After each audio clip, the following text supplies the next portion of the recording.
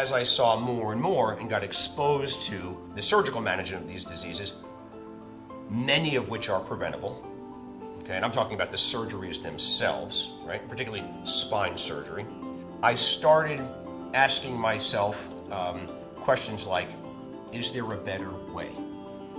And the answer is, yeah, there is a better way, and the better way is prevention. So then the next question, or the next sort of iteration in that thought process was, well, how? So then I started doing more and more research. And I had always been a guy who took supplements and always did some strength training. But I'm of the belief that medicine or medical technology, inclusive of hormones, medications to keep blood pressure down when need be, medications to keep blood sugar in check when need be. We use metformin here, which is a diabetes medication, unapologetically, to prevent the onset of insulin resistance, because these inflammation and insulin resistance are really the underpinnings of all of these diseases. So then I started asking those questions, seeing if this was actually being done. And yeah, it was being done, but it was sort of fringy. And this goes back 20-something years.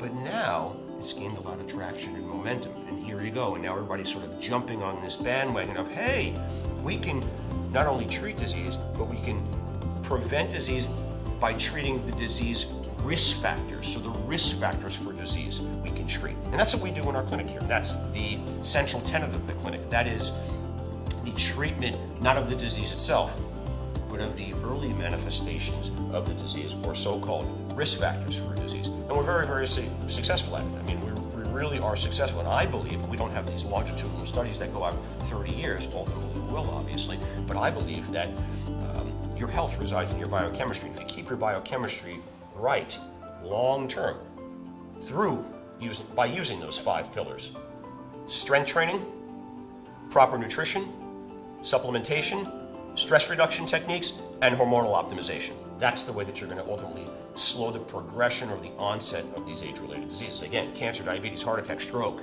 you can call them whatever you want. It's the same disease, same underpinnings. So it was an evolution. It's just a continuum. People were doing it, and they were sort of doing it, I would say, at sort of a lower level, like the chiropractors were doing it, right? You come in, somebody does some manual treatments on you, and maybe you get some supplements.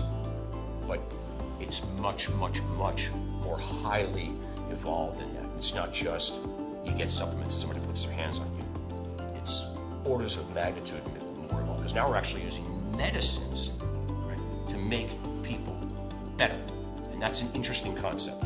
It's not just to treat disease when you have hypertension, it's to treat pre-hypertension, or even pre-hypertension, which hasn't even been defined. Most people walking around, particularly type A guys, we're all pre-hypertensive, at least, and I would say the majority of us are actually hypertensive. What's scary is that it's unbeknownst to many people. And I see the other side of that in the hospital when people come in with hemorrhages in their brain, and then they call the neurosurgeon. But then